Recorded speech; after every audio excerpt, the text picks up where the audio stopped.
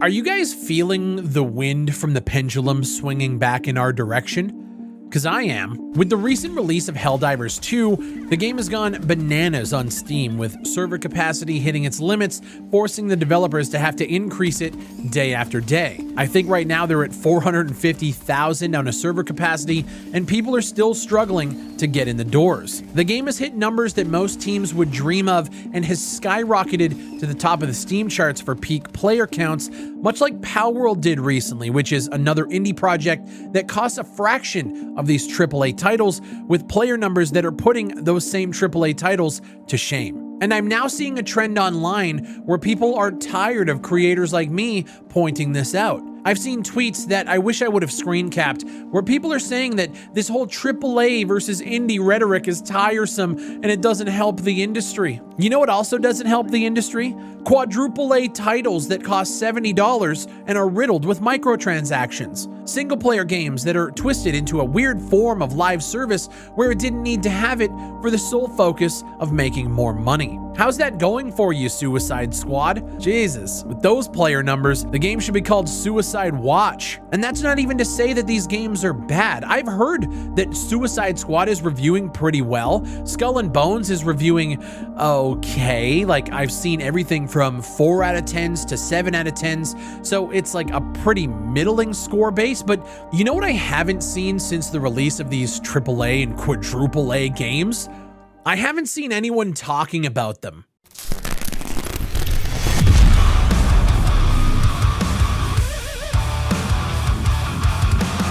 The buzz around gaming right now is all on indies, with games like Palworld, Helldivers 2, and Enshrouded, which, by the way, I haven't played yet, but will be playing and releasing a video on soon, and I've heard great things about it too. These games aren't AAA, buzzword-riddled, marketed to fuck, bloated, overblown budget bullshit that we have been getting in the AAA space for so many years now, and finally, I think people are starting to actually realize the value in indie titles in 2024. And don't get me wrong, that's not to say we didn't see major games like Stardew Valley and Minecraft making huge waves in the past, but it feels less like an anomaly that an indie game is super successful, and it's kind of swinging more towards potentially becoming the standard, with so many breakout titles in 2024 already taking the spotlight away from the mess that is the AAA space. It's starting to feel like the ideas that we've been sharing in our little corner of the internet are creeping into the mainstream, and I genuinely think it's a two-pronged issue. People are more aware of how greedy these companies are and how they've been putting profit over passion for the last 15 years. But I also think people are now way more aware of their spending habits due to the way the economy is going. We talked about it in a previous video, and I also feel like with that, focus on where their money's going, I think more and more people are starting to realize that if you pay, $30, $40 for an indie title and get potentially 30, 40 plus hours out of it, that is worth more than spending $70 on a AAA or quadruple A game that you might get 70 some hours out of, but then on top of it, you're always going to be looking at their storefronts and their skins and their cosmetics that are just out there trying to take more money from you. I've been having conversations with my IRL friends recently about Diablo 4 and how they have the mounts in the store on Diablo that are worth more than buying Palworld or buying Helldivers 2, and it blows their fucking mind that these companies are able to do this. And I always said, you're never going to get rid of the whales. There's always going to be somebody who might be playing games who's like a multi-millionaire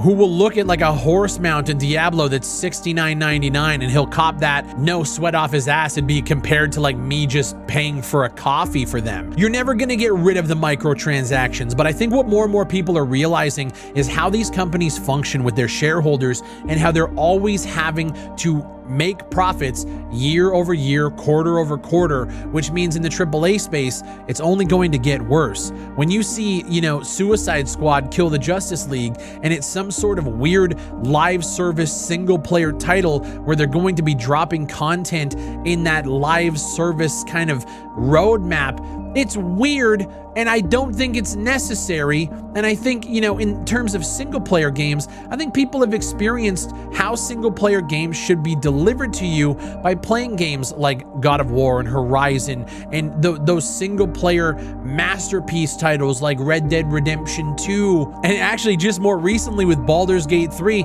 none of those games were live service titles. They were a single player game. You bought the game, you played it. Baldur's Gate 3 specifically for me has given 110 hours of gameplay, and I was never once asked to buy anything else. And Larian Studios made off like fucking bandits. They made so much money, deservedly so, off of Baldur's Gate 3, and people are proud of them. Hogwarts Legacy last year, there were no microtransactions in that, and it was the highest selling game of 2023. I think people are getting hip to the game that live service titles are fucking garbage. And this whole trickle DLC service is fucking garbage. But here's the thing, guys. We've been saying this for years, and I'll be honest, man, I was starting to see like darkness in front of me. I was trying to figure out how we can potentially get people to understand. I thought the fight was over.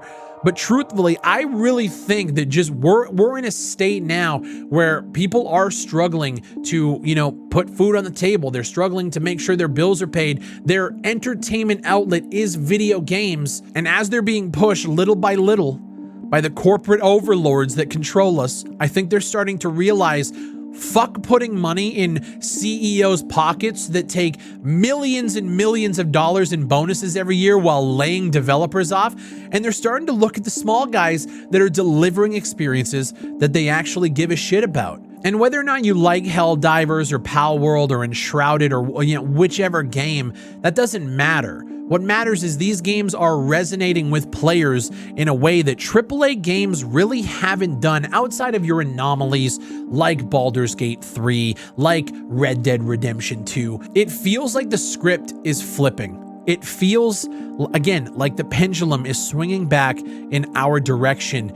And I'm just hoping that we can keep up this momentum. When you actually look at what's coming out in 2024, some of the most anticipated titles are coming from indie developers. PlayStation just came out recently and said that there's no big releases planned until, I believe, between now and March of 2025. Xbox is existing. They still have Game Pass, but there's no big titles that are slated to come out this year. Obviously, we know there's a new Call of Duty, gonna come out sometime in October, November.